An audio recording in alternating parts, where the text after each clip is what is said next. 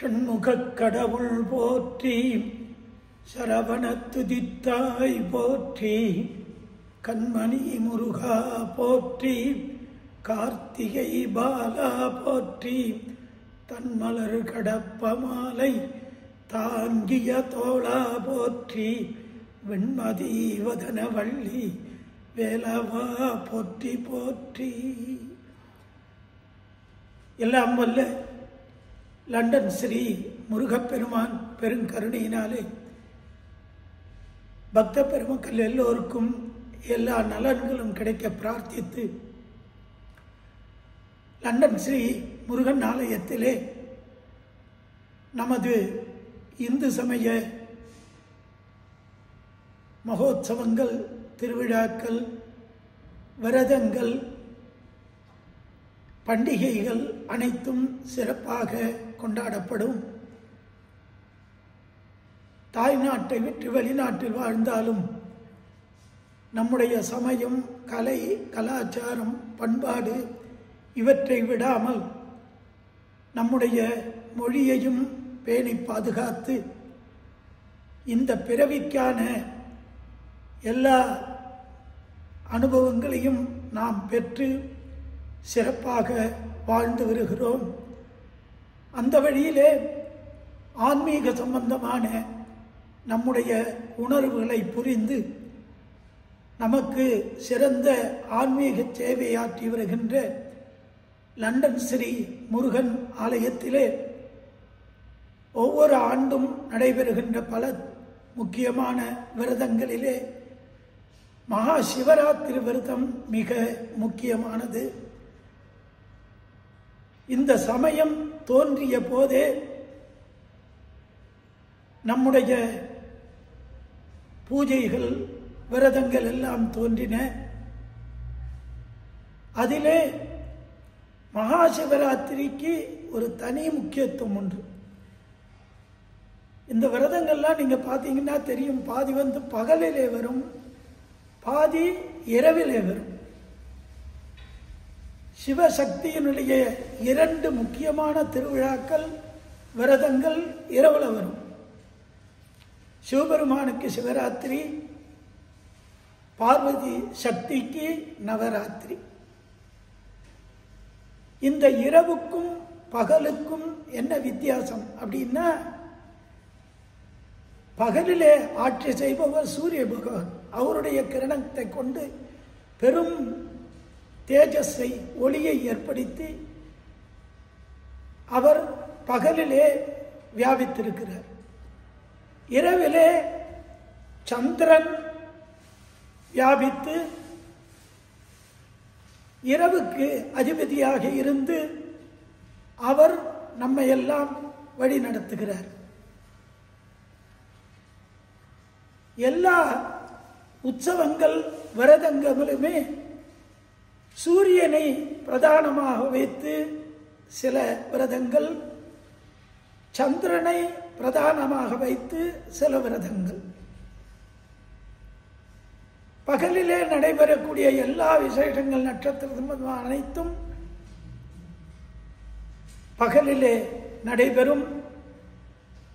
நவராத்திரி, சிவராத்திரி, இன்னும் சங்கட சதுர்த்தி, இப்படி பல வைகுண்ட ஏகாதசி இதெல்லாம் இரவிலே நடைபெறும். இரவை பிரதானமாக வைத்து நடைபெறும்.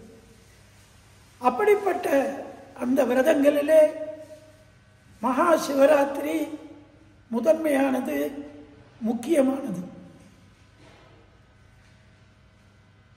நாம் வாழ்ந்து கொண்டிருக்கின்ற இந்த காலகட்டம் கலியுகம். உங்களுக்கு எல்லாம் தெரியும், 4 யுகங்கள்: கிருதயுகம், திரேதாயுகம், துவாபர யுகம், கலியுகம் என்று.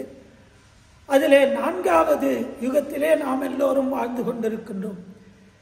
இந்த கலியுகம் அதனுடைய கணக்குப்பட்டி நிறைவு பெறும் பொழுது இந்த உலகமே பிரளயமாக கொஞ்சம் கொஞ்சமாக அழிந்து கொண்டே போகும். அப்பொழுது இந்த உலகம் மட்டுமல்லாது அண்ட சராச்சரங்கள் அனைத்தும் பிரளயத்திலே முழுகும் பொழுது இந்த அண்ட வெளியிலே சிவன், பார்வதி, தர்மமாகிற நந்திகேஸ்வர பெருமான். இவர்கள் மிகுதி இருக்கும் பொழுது சூரியன் இருக்காது, சந்திரன் இருக்காது. ஆன்மாக்கள் எல்லாம் தங்களுடைய சரீரங்களை விட்டு இந்த தண்ணீரிலே மிதந்து கொண்டிருப்பார்கள்.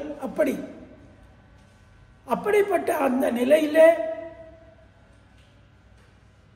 இந்த ஆன்மாக்கள் மறுபடியும் பிறவிகளை எடுத்து போகங்களை அனுபவித்து தங்களுடைய புண்ணிய பாப வினை கர்மங்களை நீக்கி பேரின்பம் அடைய வேண்டும் என்று சக்தி தேவியானவள் ஆன்மாக்களுக்காக சிவபெருமானை பூஜை செய்கின்ற நாள் இந்த சிவராத்திரி. இவர்களை தவிர எதுவுமே இல்லாததால் ஒன்றுமே வெளிச்சம் கிடையாது, தண்ணீர் கிடையாது. இப்படி ஒன்றுமே இல்லாத ஒரு சூன்யமான நிலையிலே அம்பாள் மனதை வைத்து பூஜை செய்கிறார். ஒவ்வொரு காலத்திற்கு ஒவ்வொரு பூஜைகள். அதிலே நடுநிசியாகிற சிவராத்திரி காலத்திலே சிவபெருமான் லிங்க வடிவமாக காட்சி தந்து அதிலிருந்து தொடர்ந்து மற்ற 2 கால பூஜைகள் நடைபெற்று மறுபடியும் இந்த உலகம் இயங்க தொடங்குகிறது. மறுபடியும் ஆண்டவன் எல்லாவற்றையும் படைக்கிறார். ஆகாசாத் வாயு வாயோர் அக்னி என்று ஆகாயத்திலிருந்து காற்று, காற்றிலிருந்து நெருப்பு, நெருப்பிலிருந்து தண்ணீர், தண்ணீரிலிருந்து மண், இப்படி எல்லாவற்றையும் படைத்து ஆன்மாக்களை படைத்து ஆன்மாக்களிலே அந்த இப்பொழுது இருக்கின்ற இந்த போகபோக்கியங்க லோகத்தை படைத்து நமக்கெல்லாம் அருள் புரிகின்றார். அப்படிப்பட்ட அந்த மிக விசேடமான சிவராத்திரி 26ஆம் தேதி புதன்கிழமை என்று சிறப்பாக நடைபெற இருக்கிறது.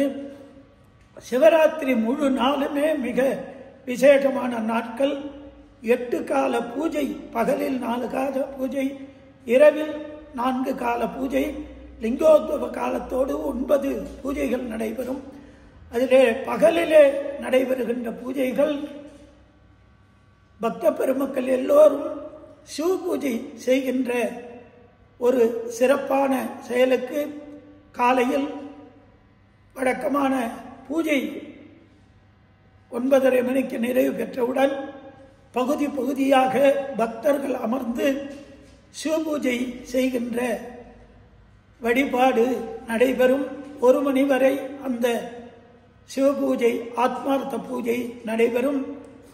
மாலையில் வழக்கமான சாரட்சை பூஜையோடு 7:30 மணிக்கு முதல் கால சிவராத்திரி பூஜையும், இரவு 10:30 மணிக்கு 2வது கால சிவராத்திரி அபிஷேக ஆராதனைகளும், 11:30 மணியிலிருந்து 12 மணிக்குள்ளாக லிங்கோத்சவ சிவபெருமானுக்கு அபிஷேக ஆராதனைகளும் லிங்கோத்சவ கால பூஜையும் நடைபெறும்.